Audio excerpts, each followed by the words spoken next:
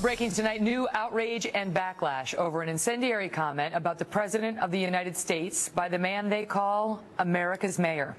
Last night, Rudy Giuliani, the man who led New York City through the 9/11 attacks, was speaking at a private dinner. In the audience was White House hopeful Wisconsin Governor Scott Walker and dozens of Republican bigwigs. Mayor Giuliani saying to the crowd, quote, "I do not believe, and I know this is a horrible thing to say, but I do not believe that the president loves America. He doesn't love you and he doesn't love me.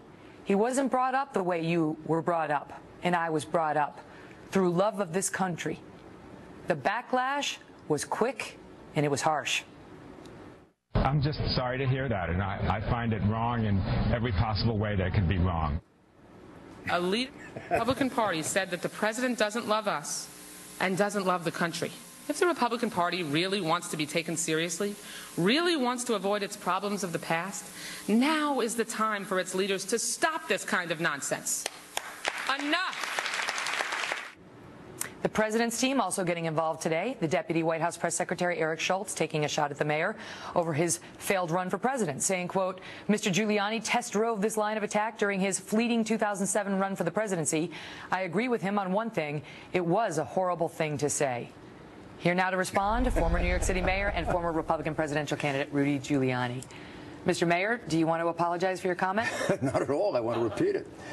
The reality is, from all that I can see of this president, all that I've heard of him, he apologizes for America. He criticizes America. He talks about the Crusades and how the Christians were barbarians, leaves out the second half of the sentence, that the Muslims were barbarians also. He sees Christians slaughtered and doesn't stand up and hold a press conference, although he holds a press conference for the situation in Ferguson. He sees Jews being killed for anti-Semitic reasons, doesn't stand up and hold a press conference. This is an American president I've never seen before. But to say that he doesn't love America, I mean, that he could view foreign policy as a Democrat might view it, and through a different lens than you, a Republican, might see it. You can understand the differences between you, but to condemn his patriotism, to question his love of America? I'm not condemning his patriotism. Patriots can criticize. They're allowed to criticize. I don't hear from him what I heard from Harry Truman, what I heard from Bill Clinton, what I heard from Jimmy Carter, which is these wonderful words about what a great country we are, what an exceptional country we are. When he called us an exceptional country, he said we're an exceptional country, but so is Greece.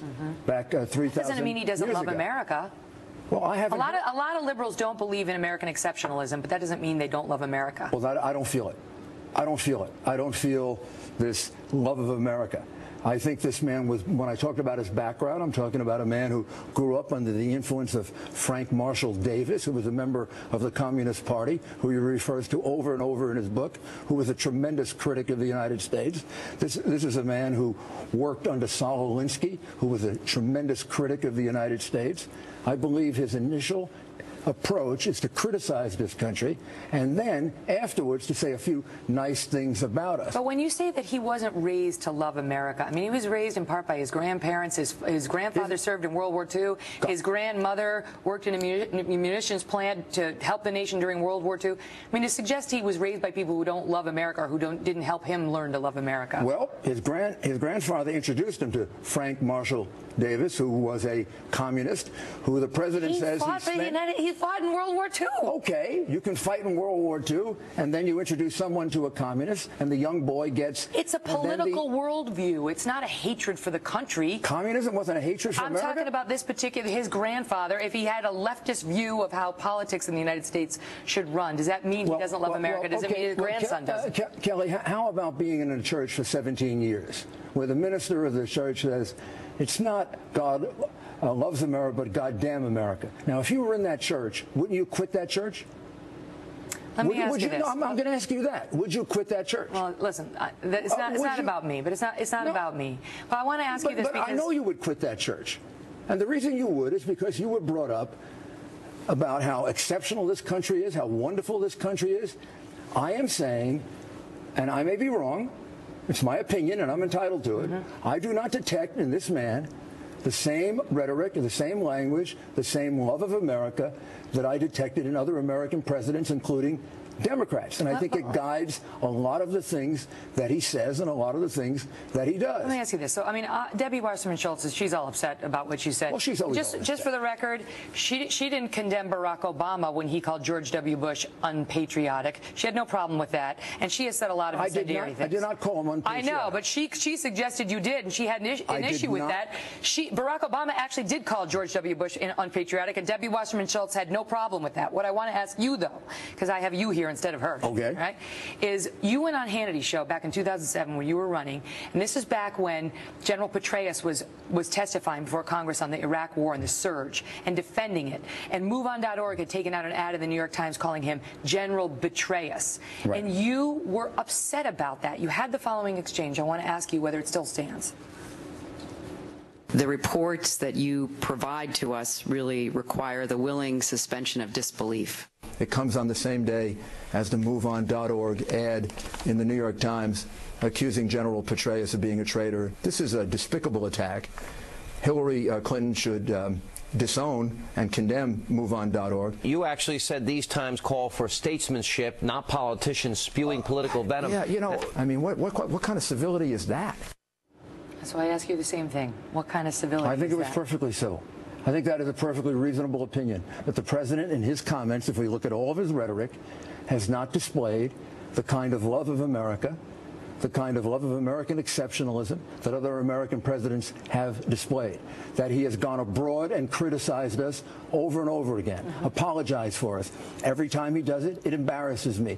I was in Europe a lot this summer and this fall, and all I heard about is the bigoted American police departments, and I never heard the President of the United States defend the policemen of America, 800,000 of which put their lives on the line for us. What about the critics who say you've hurt the GOP? Because now you've got some people coming out and saying, these Republicans, this is how they are. I mean, that's what Debbie Wasserman Schultz, she wants Scott Walker to disavow your comments. She's the head of the DNC.